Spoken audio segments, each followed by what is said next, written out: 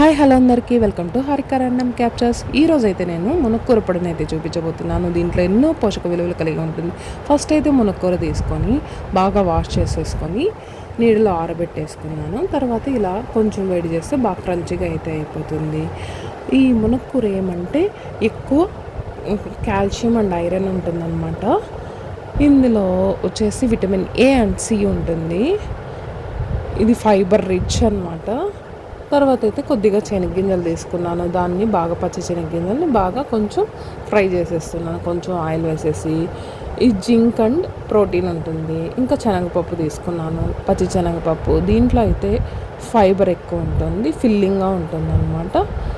At the same time calories అనేది తక్కువ ఉంటాయి. తర్వాత మినపప్పు. ఈ మినపప్పు వచ్చేసి కాల్షియం ఉంటుంది. తర్వాత అయితే తెల్ల నువ్వులు, ఇది కాల్షియం ఉంటుందన్నమాట. ఇంకా నడుము నొప్పికి అయితే చాలా మంది తింటారు కదా మినపప్పు. అంతే, ఎండుమిర్చి అయితే తీసేసుకొని బాగా అయితే వేయించేసుకుంటున్నాను.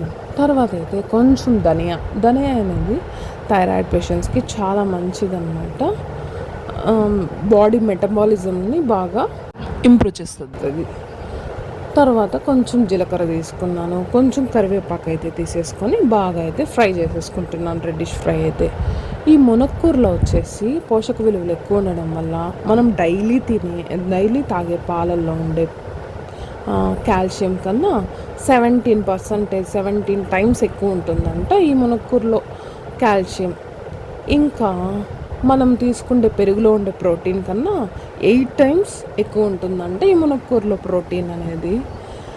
తర్వాత ఒక రీసెర్చ్లో చెప్పింది ఏమంటే, నేను చదివిన బుక్లో, తర్వాత తగినంత ఉప్పు తీసుకొని కొంచెం చింతపండు అయితే తీసేసుకొని బాగా చల్లారబెట్టేసుకుంటున్నాను.